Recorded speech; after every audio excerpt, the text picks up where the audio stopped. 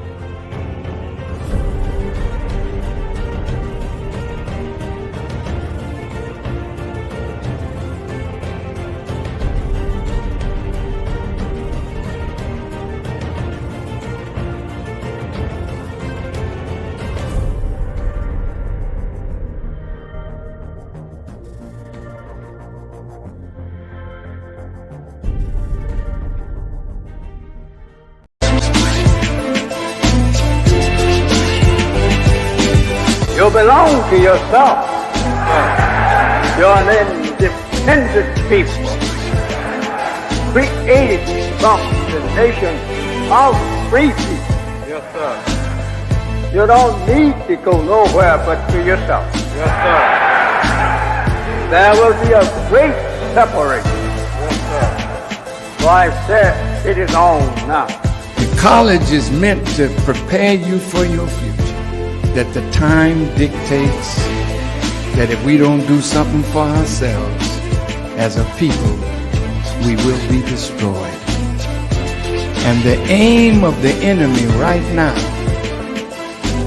is to take us out.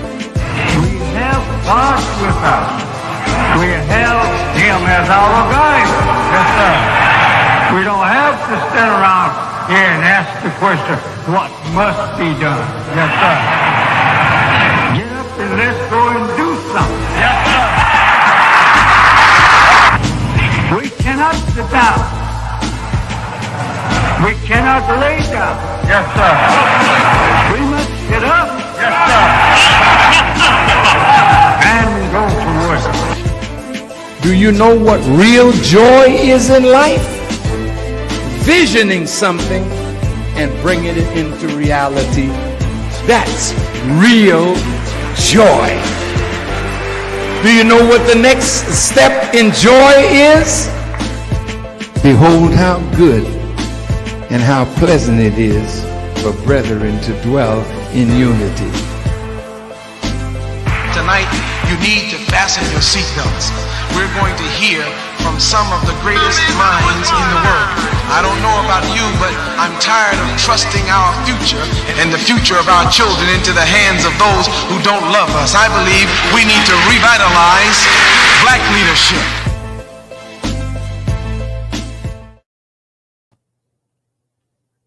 Assalamu alaikum, peace and blessing, family. Welcome to the Mo Today series on Black Muslim businesses. I'm your host, Sajdah Wendy Muhammad, and today we have a very special and sensitive show. We are joined by Sister Shilan Lucas Muhammad, author of the groundbreaking and somewhat controversial book, Life After Rape. I celebrate and admire her courage and strength, and when I heard her story, I was compelled to help her tell her story. I titled this show, Life After Rape, Unraveling America's Sexual Subculture, because we can only unravel this subculture when individuals like Sister Shilan break through the stigma and shame of discussing what happened to them.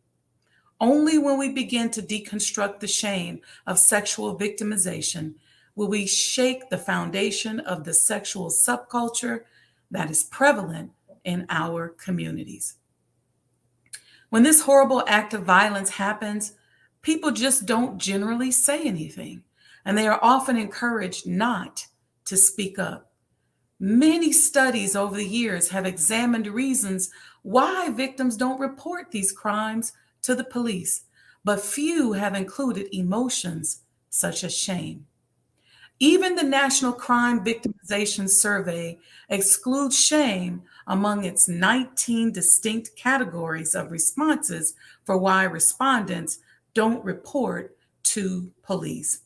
Many people have lost jobs and families when they have stepped up and spoken out. Even social media stigmatizes people who speak out and even use the word rape in their postings about this type of act of violence. Just the mention of the word rape can cause a person to be banned and censored.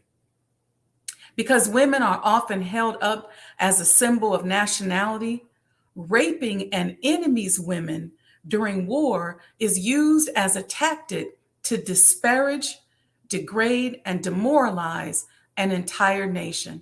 And our Black nation has been a victim of war, and our women have been raped and disparaged and degraded and demoralized all around the world.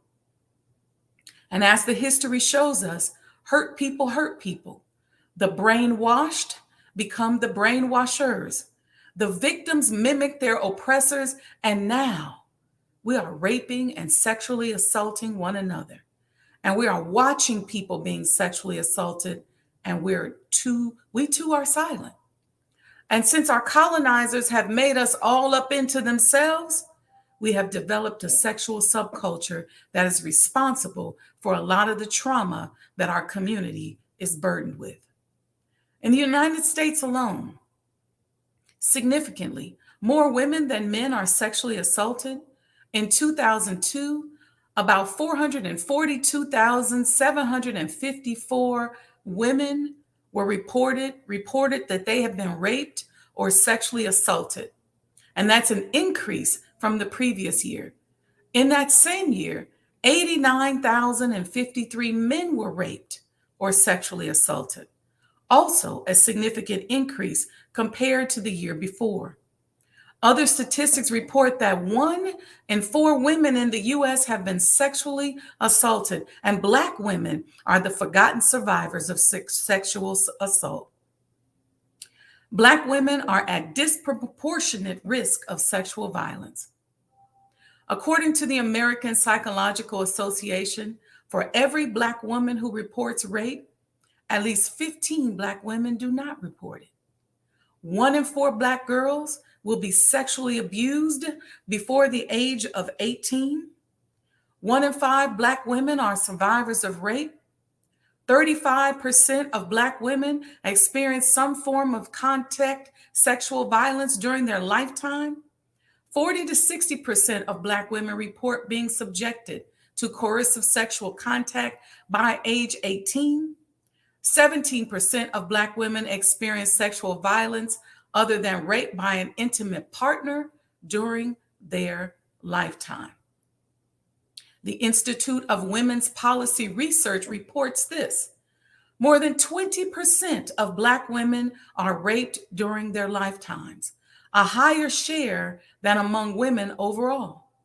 Black women were 2.5 times more likely to be murdered by men than their white counterparts, and more than 9 in 10 Black female victims knew their victimizers. Black women also experience significantly higher rates of psychological abuse, including humiliation, insults, name-calling, and coercive control, than do women overall. That's alarming. And what is equally as alarming is the silence surrounding the issue and the sexual subculture that this silence has created. Black people have been sexually assaulted since we were kidnapped and brought here in chains. The plantation culture itself, with its strict hierarchy of white male authority, emboldened enslavers to demean and dominate those over which they held power. And the law provided enslaved people with no protection from sexual violence. The rape of an enslaved woman was not a crime under most state laws. This culture of violating the bodies of another person remains prevalent today. A scholar at the University of Nevada coined the phrase rape as a badge of slavery. Let's work to rip off that badge of slavery. Let's stop raping and sexually assaulting one another. And if we see something, we should say something. I want to provide a safe space for my sister this evening to share her supreme purpose with the world. So my sister Shalon is going to talk to us today about her book, Life After Rape. I'm going to bring my sister on. Assalamu alaikum, sis. Walaikum salam, beloved. Thank you so much. It is so good. I want to thank you for your bravery. And as I did some research for our conversation this evening, I found that the face of survival after this type of violence does not look like us. It appears that Black women are even more silent today around this subject than ever before. So you are courageous, and I'm so honored and grateful to have you here. I appreciate that. Thank you so very much. Have you found in your experience that the face of resources or the target of resources are not towards women who look like you and I? They are not towards women who look like you and I. And as I was looking at that and researching that, I found that the other faces, they have more support. And it's especially if once they report it, all sources are gathered around them to assist them. And the perpetrators are locked away. Mm-hmm. They're beaten before they get to their lockup. And they're traumatized as well because of that. Us reporting it, they already don't view us as human. So because of that, we're just with that slavery mentality still in full effect. This is what we deserve. We're used to it. This is what we are accustomed to. We're still subhuman. We're still not human, and they could care less about us. Yeah, so we have to start caring about one another. Yeah. As I do so much research on so many subjects, there is one thing that is a pervading the underbelly of our culture. And we have this sexual subculture within our community that we don't talk about. We have young girls that go missing and nobody even says anything about it. How do you think this subculture contributes to not only what you've gone through, but to the encourage you to just not say anything. And that's so unfortunate. The subculture contributing to us just not saying anything. It's heavy. Mm-hmm. We're not believed. We're victimized all over again when we do speak up because we're asked. And I had someone a dear someone ask me, "Well, what were you wearing?"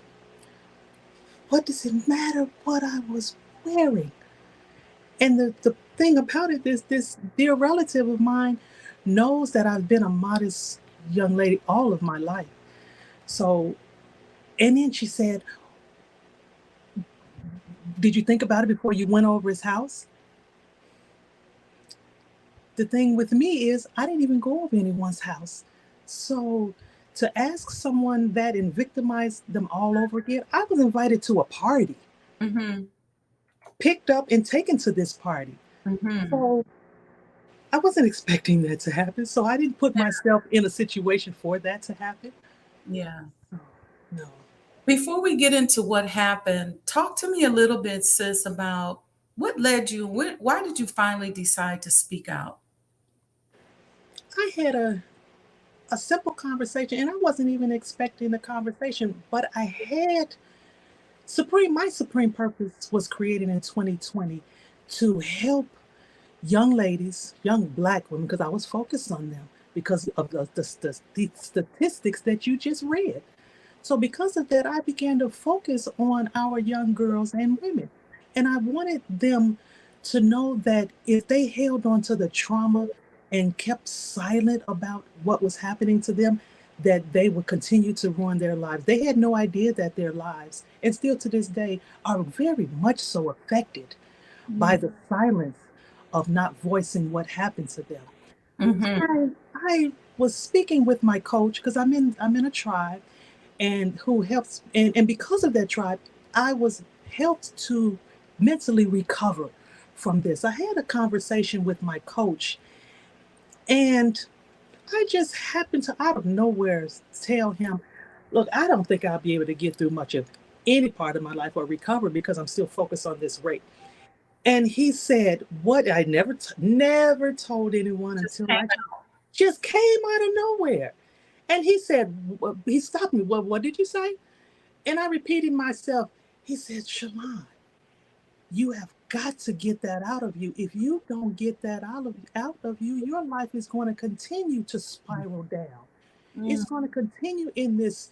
You'll never have a good relationship. You'll never have a positive relationship. And it's affecting more than just your relationships with a man. It's affecting your relationship with your children.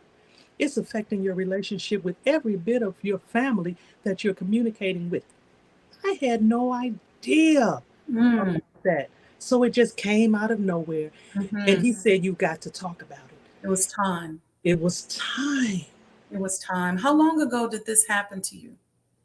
Oh, the rape happened in May or June of 1987. It was our Dunbar graduation party. And it was just a side party because it wasn't the actual high school graduation party. Okay. Yeah. And it was a house party because it was outside of the actual party. But some of the high school football team and other members were giving a party. And the girl, she asked me, I'd never gone to a party before ever. So I was excited. And then by me being a loner and really not having any friends, that really made me excited. They really invited me to this party.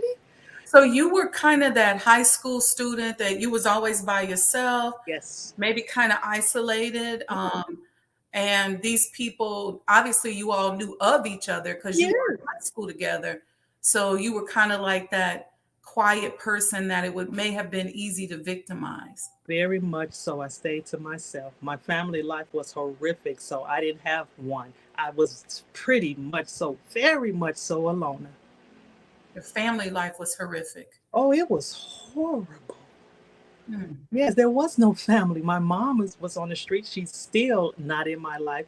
And I'm 53 years old now. I'm still yearning for my mom. I have to get over it. I've gotten over it since I've mentally recovered and received help. My father wasn't in my life. I've received help from that. So them not being there to run to have any guidance from, and then other family members. My family just scattered all over the place. Yeah. Yeah. So yeah, there was no one to run to, no one to talk to at all. So you went to this party with some friends, just She came to my home, a friend. picked me up, and took me to the party where others were. Did you just meet her, or was it like, No, I thought she was my friend. Yeah, we're in the same division. like your homegirl, your really close friend? The only one I really talked to, the only one I really was close to and talked to. Seriously, the only one. I may have had one on the side here and there, but it was her. Yeah. So I clung to her because I finally had a friend. Yeah. Yeah. Yeah. Wow. Yeah. And go ahead. I'm sorry. No, she came, picked me up. We went to the party. The only thing is, she didn't take me back home. She didn't make sure I got home. And I had not talked to her in 1987. I had not talked to her until I seen her again in 2017. She didn't call me the day after. She had not called me none after. But someone reached out to me, letting me know that there had been, for years, Dunbar class picnic. And why had I not been to any of them? Well, I didn't know of them. So someone invited me. And it was the first time I had gone and seen people from Dunbar. And I was stuck and traumatized all over again to some degree because I had never been in the environment around them since 87. So yeah, she acted like she saw a ghost. She did. She did. So she left you there. She left me there. And you don't remember who did it or anything? No, I don't. After that day, I was gone. I was mentally, spiritually dead. Mm-hmm. I just remember seeing faces. So I was gang raped. There was one face after another face after another face. The only thing about it is I didn't understand why I was laughing so much until later I found out that the punch was spiked. I never drank anything in my life. I didn't even know they drank. Mm-hmm. But yeah, so I finally later found out why things happened. I was so disoriented. She left you there. How did you get home? I walked. I didn't know where I was. I just walked. I didn't even know where to walk to. That night or the next day? The next day that I woke up, because I woke up and just got up off of the floor, somebody's floor. I don't even know whose house I was in. No one was there when I woke up. I woke up to a house, an empty house. They might have thought you were dead. You woke up to an empty house. I woke up to an empty house. You leave out, and God was with you because you found your way, at least to the semblance of a home that you had. And I walked. Because I had been so used to walking in my childhood, I walked to school. I lived on 56th and Lafayette. Dunbar is on 30th and King Drive. I walked to school every day because my great grandparents didn't believe I was going to school. So they wouldn't give me money to get on the bus to go to school. I loved school. That was my safe haven. That was my escape from the life I was living. I loved school.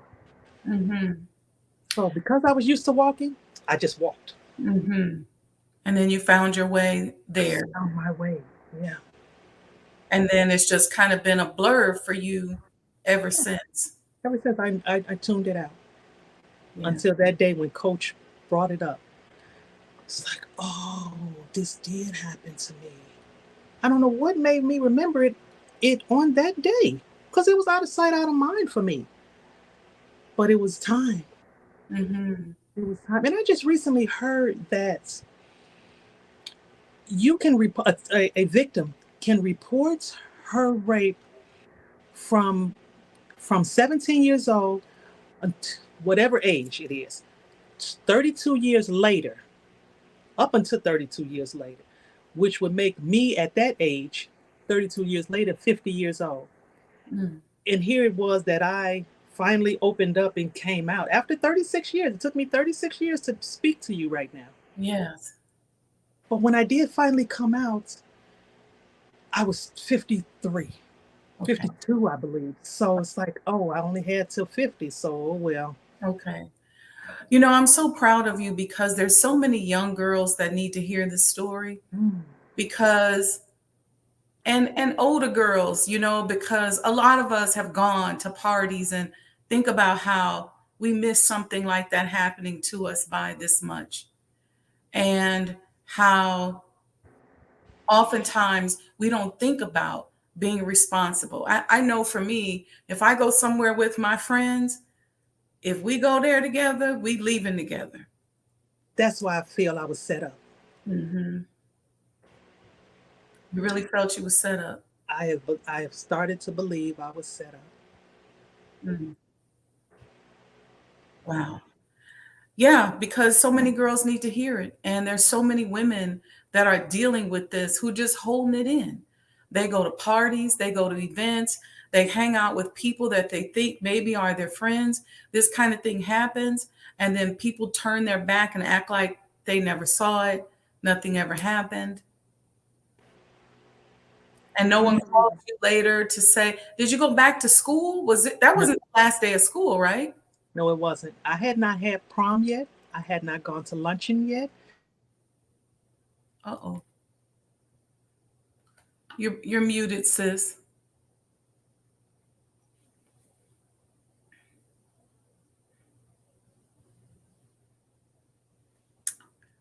Yeah, you're still muted. There you go. Okay. When you put this phone on Do Not Disturb, these smartphones are still very much so not smart. So you said that you had not gone to prom, you had not graduated, you had not gone to your senior luncheon. And I could not go back to that school. You didn't go back? No.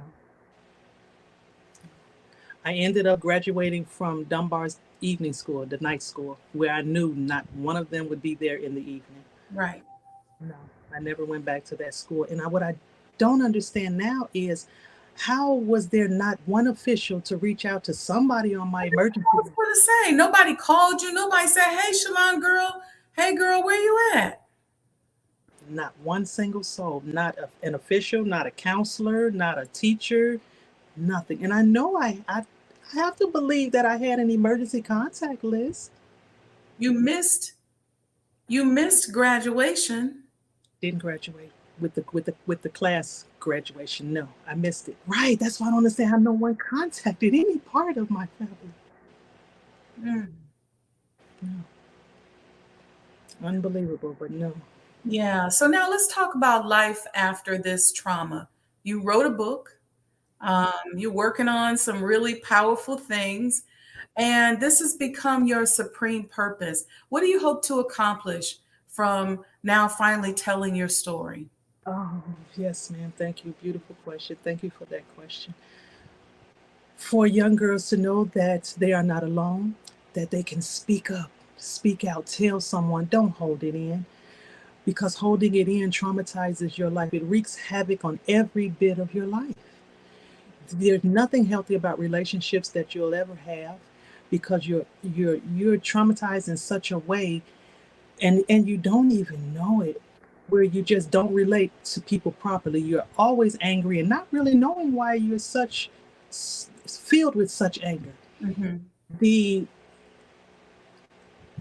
I could not properly relate to a helpmeet because in my head I'm waiting on something to go wrong, and I have a low tolerance, and I know that's not good, but it's all part of what has happened to me. I have a low tolerance for anything that's not healthy. The culture, you can't speak to me any kind of negative way. disagreements we have, I have to talk. And if you don't talk to me about it, then I'm thinking that I just have so many thoughts going through my head with regard to you. Okay, so you're just dismissing me. You can't just dismiss me as if I don't exist. And if you don't get the help that you need, you're going to continue to think you're just not important, not valued, you don't exist to society. So I want them to know that they matter and that they can recover and get help and live a happy, healthy life outside of what has happened. Yeah. This is something that's important to me that I ask you because oftentimes those who have not been, you and I talked about this a little, those who have not been victims of this type of assault think that they can make decisions for those of you who have been victims. And so as I'm listening, I find myself wanting to say, how did this impact your relationship with other women? And what would you advise? Let's take the first one first before we go. How did that impact your, because there had to create some trust issues that you now have to build.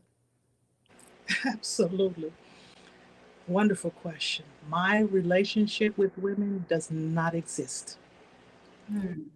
It does not. I am a Muslim woman. I am in the Nation of Islam.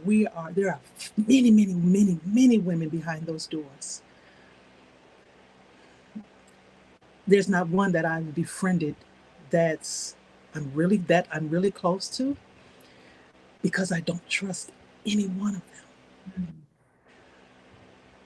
Because of what happened to you. Because of what happened to me. If this girl could make me think that she's my friend and come and pick me up and let that happen to me, I just don't. I had a family member, and I've never shared this. I don't believe I've ever shared this. I had a family member that when I was in a relationship, and I'd known that the male that I was in the relationship with was not faithful. So at that young age, okay, you're not faithful and you doing your thing, I'm going to do my thing. I'm 17 years old, 16 years old probably at that time. So I found out because he let me find out. She had been calling him, telling him day-to-day things that were going on with me, and me trying to step outside of that relationship. Well, she called him one day and he let me hear her. She's giving him details about what I'm doing. That man could have hurt me. That man could have killed me. That man could have done anything he wanted to me, because now he's being told direct information about what I'm doing. When I heard her for myself, that was another blow. Relationship with women? Mm-mm. Yeah. When you first told me your story, I picked that up and I was determined to show you that a sister can have your back and help you promote. We promoted this show to over 3,000 people and your book, because I want you to know that not all women are like that. Not all women are haters and jealous. And as you begin to heal, you're going to attract some very valuable sisters into your life. I was adamant to make sure that the show starts on time, even though my show always starts on time. I said, I want this sister to know that as she mathematically is thinking and calculating her way through this trauma, that there are sisters out here and brothers who support you, who wrap their virtual arms around you, who love you, who pray for your healing. When we got off the phone, I prayed for Allah to heal you and to be present in your life. It makes me feel good to see the Honorable Elijah Muhammad over your left shoulder. So you are in a community And while no, we're not perfect, but there are many, many, many, many of us who love you and support you and care about you and pray for you and would never leave you for dead in a strange place, in a strange home. And we would check up on you if you went missing. So I just want to say that to your soul and speak from my heart as a sister to you. And I'm going to tell you when I knew that you had been traumatized. You gave me the date of when you came in the nation. And I said, Sister Shalon, I was your orientation teacher. I said, you more than likely recited to me. Yes. And I said, my baby don't even remember. I just walked in those doors and I was safe. I didn't care what was going on. I didn't even pay much attention or know much of what was going on in there. I just knew I was never going to walk out of those doors because I was safe. You are safe and people love you. You are loved. Allah loves you. He didn't forsake you. He woke you up and now you have a supreme purpose. You have a mission that is so great and you can use that pain to unmine the beauty that is within you that's been there the whole time despite the life of trauma, despite what you went through with your great grandparents, your parents, all of that. And most importantly, sis, I want you to forgive yourself. And I know that sounds a little weird, but I want you to look in the mirror and just forgive yourself for everything. Don't blame yourself. Forgive yourself. It's okay to set your boundaries, but just know, sis, that you are loved. You don't have to walk through this world feeling like no one loves you and you can't trust anybody. If you find one good sister and one good brother, just one, it can change your life. So I want you to know that we are here and we are out here. And those of us that are walking through the volume of the book behind these great men, we are tethered together, whether we like it or not. That man saved my life. I realized, Muhammad, how does anyone not listen to that man? That man has a message that will save your life. What part of the message saved your life? I'm valuable.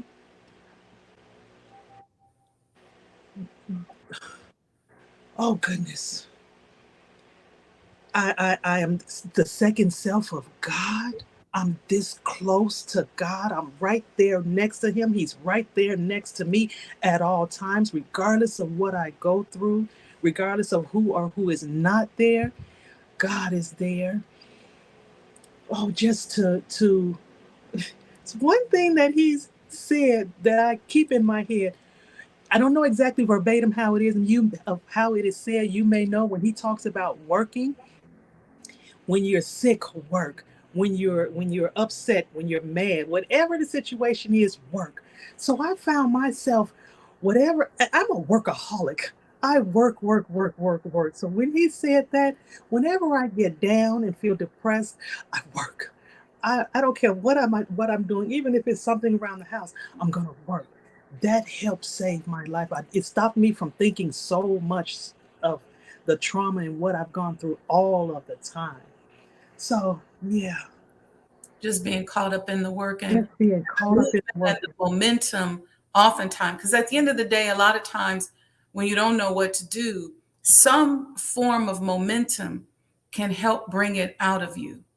You know, there it's a fine line between some people say just be still, some people say move. Well, the Honorable Elijah Muhammad teaches us to move because in that movement, in that work, in that movement, we will find the ability to get all of that up out of us. You never want to become stagnant. Um, but I'm just grateful for your courage. You are my hero. Thank you. You really are a hero because there's so many women that this happens to. You know, so many women, and nobody nobody bats an eye. Nobody says anything. So I'm grateful to you. I pray that you are able to work with young sisters to teach them what to look out for, what not to look out for. I'm thinking about you, and I think about the alcohol. So when I was growing up, I was very fortunate to have a lot of protection around me growing up. My mother, she's in the chat. She's a fighter. She don't play. When nobody gonna mess with us, no way. Because my mom, she would break them down. I don't know if fortunately or fortunately, I see my mother kick a few butts in my life. Okay, and my father was there, just protecting and nurturing, and they taught us about liquor. Oh. And about what to drink, what not to be drinking. Didn't get to spend the night over people's houses. Um, get home by a certain time. And so when I see you and I hear you, it made me very grateful for them and all of those rules and all of that guidance. And they made it so cool to be at home that we really didn't want to kick it. We never really was people who went out and kicked it because our parents were cool. But I hope that you can relay that message to young sisters, young parents. And I say it all the time. I say, look, let your children roll with you.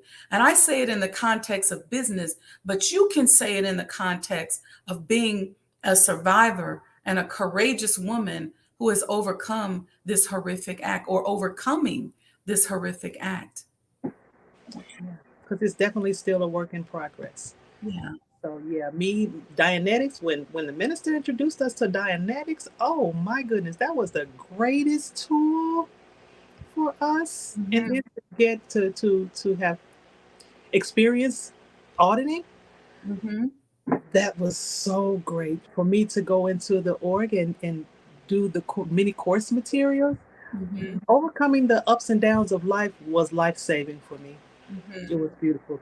Personal values and integrity helped me a lot. I am so inspired to help our girls and women, because there's that girl inside of that woman who doesn't even know that she's traumatized. I want to get to them. 1 in 3 that have been raped. I'm talking about, and when that means that whether you're wearing a headpiece, an MGT uniform, no matter what, 1 and 3. And then they said for every 1 Black woman that reports, there are 15 who do not. There are Muslim women being raped every single day. So we cannot be silent about this subject. No more. Enough is enough. No more. It's a silent taboo. That's that elephant in the room that you spoke about. No more. We cannot be silent anymore. We cannot. You have a lot of beautiful comments in the chat. Let me share some of them with you. Let me go up here. People just saying, just giving you the greetings, surrounding you with love. That's my mom. She said, good evening. Brother Victor is saying good evening. You have Brother Dwayne saying good evening. Sister Melva sending you the greetings. Sister Sandra sending you the greetings. Sister Yasina from Detroit sending you the greetings. You got Brother Ronald sending you the greeting. He said this must be taken seriously and talked about. That's a brother saying that. You have Sister Zakia from Memphis saying, Assalamu alaikum, Shilan, my sister. You see that? You got, I ain't done. You got Sister Maria Hernandez said, peace, sisters.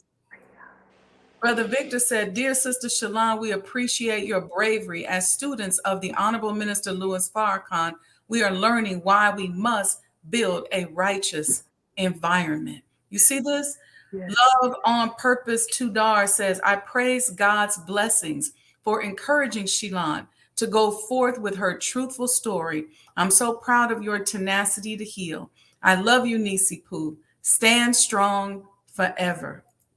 Brother Ronald went on to say, speaking your truth, you got emojis, people saying, that's right. Sister Zakia going and said, thank you so much, Sister Shalon, for all that you do. I thank you personally for being a big sister to me.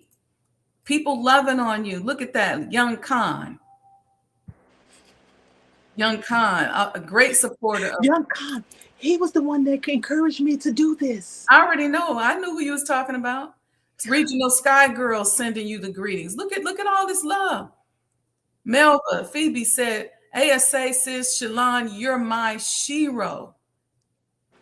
Miss Iwana said, Sister Shalon is a shiro. Thank you for sharing your story. I want you to know and let this love just embrace you, because everybody is not a reflection. Sister Aletha said, Assalamu alaikum, Sister Shalon. Love you, sis. Thank you. Oh, thank you all. Everybody is not like that small microcosm of people who hurt you. And we want you to know that. And we want you to be in your spirit and walk in that confidence and know, as you tell your story, whether you're speaking, and let me say this to you from a marketing standpoint, okay? Social media may ban you, but there are other ways that you can promote.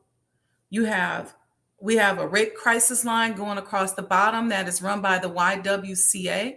You can go talk to them. You may be able to sell books there. You may be able to speak. You can speak to reentry programs, women who are victims of violence, who are returning to the community out of prison. You can speak there. You can speak at juvenile detention centers.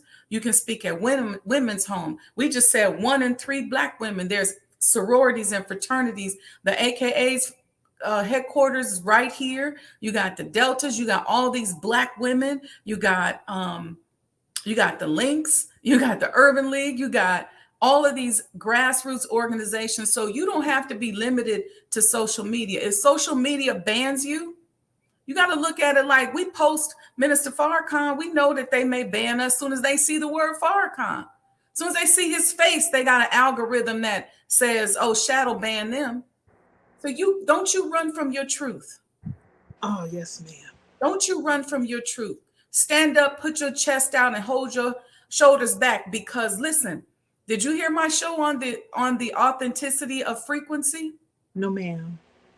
So the reason why the minister and the Honorable Elijah Muhammad are able to change the world is because they have a truth that they stand on, a belief, and then action. And when the truth and belief in that truth and action line up, you have the frequency. You are operating in the frequency of authenticity, which is more powerful than the frequency of love and the frequency of gratitude. It is the most powerful frequency in the world, is the frequency of God. Belief, action, and work, just like you said. But all those things got to line up. The truth, the belief, the action, or the work line up. So you can't tell a lie. You can't change the word. If you tell a lie and you change the word, now your frequency is off, because now that phrase that you use is not representative of the truth.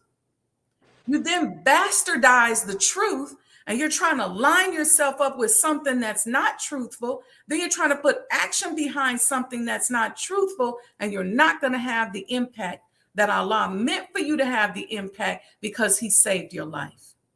Yes. Thank you for saying that. And that's another thing about the Honorable Elijah Muhammad that I hold so dear to, the truth.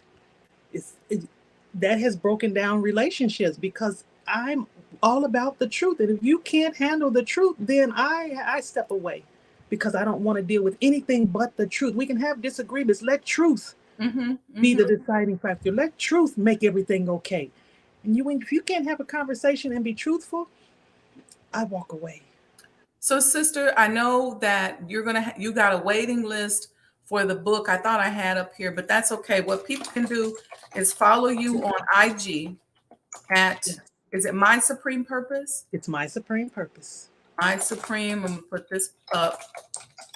Okay. Do you have is that what you want people to do, so that they can stay posted on when the book goes live and they can go ahead and get it? Just follow you?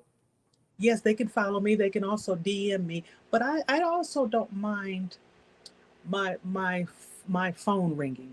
They can call me and communicate with me. Call me, give me their name, information. I'll get back with them. I'll send the link to them personally, because the book is in print. So yeah, I'll put them at the top of the list, and of course the names will go on down. One will be at the top, and then another one will be, however it is. Communicate with me, and I'll make sure that I get it to you. Yeah, text purpose to my number 773-991-6543. 773-991. What else? 6543. Count it down. 6543. Oh, okay. Yeah, isn't that how unique? 991. You can't forget that because it's almost as close to 911 emergency. So text purpose to 773-991-6543. And that way you can join her mailing list. She's going to send you a link on how you can get the book and how you can support her. So text purpose to 773-991-6543. And right now I have the free introduction and foreword to my book to give you a little bit before it even comes out. So I have that available now that I can share for free. Praise be to Allah. Yeah. Thank you for joining us tonight. Thank you again for your courage and your bravery. Anything you want to say before we go? Oh, just be your authentic self. Don't let the woes of the world turn you inside out. Speak your truth. Speak up of any violence that happens. Don't hold that in you and wreak havoc on your life. Life is too valuable. Life is too short. There are others. Thank you, Sister Sajdah, that are out there to support you, to help you, and to be there for you. Life is too short to oh, someone just texted me. You see? We love you, sis. So stay strong. Thank you for joining us tonight. And, reach out when the book comes out and make sure you go out and get it set up on the Black Muslim Business Directory, and we'll help you promote in that way as well. Yes, ma'am. I thank you so much for your time and for this platform. I appreciate you. And thank you, everyone. Yes, thank you so much. Assalamu alaikum. Wa alaikum salam, beloved. All right, y'all. Y'all heard it. Text Sister Shalon, text purpose to 773-991-6543. And I see everybody here giving her these beautiful emojis. Thank you all. And we have going across the bottom, if you've been a victim of rape, there's a rape crisis hotline. It's 888-293-2080. Certainly, if you text Sister Shalon, purpose 773-991-6543. She's got some resources for you as well. And with that, let me tell you all what we have coming up next. Saturday, we have episode 10 of The Proper Handling of People. Next Tuesday, so we're gonna switch it up a little bit next week since we know y'all gonna be eating turkey and all of that stuff. So next Tuesday, we are going to be doing a continuation of our show on the Honorable Elijah Muhammad, the father of Black consciousness. And I'm going to be with Brother Captain Waleed, Brother Captain Jack, as we used to call him back in the day. This is a powerful spiritual brother, and he is a very strong member of the support team for Sajdah House, the Honorable Elijah Muhammad House, and he's going to come on next week and bring the noise for us. So I'm grateful for him. And so we're going to air that. That's going to be Tuesday. So if you want to check us out live, Tuesday, 7 p.m., be right here. And I'll show you the commercial for that. And make sure you text purpose to 773-991-6543. And with that, don't go anywhere. Check out these commercials. I'm going to wait. Let me see if we got some more comments for Sister Shalon. They rolling in for her. Sister said, go ahead, Sis Sajdah. You don't miss a beat. I don't know what she's talking about, but no, I don't. Excellent presentation, Shalon, on purpose. That's right. Excellent. Look at all these hearts. Thank you, Melva. Thank you, everyone. And we support Sister Shalon 100%. All right, family. We will see you all, inshallah, on Saturday. And don't go anywhere. We'll be back Saturday, Tuesday, and then again on Thursday. But you got to tune in Tuesday. All right. Peace and blessings, y'all.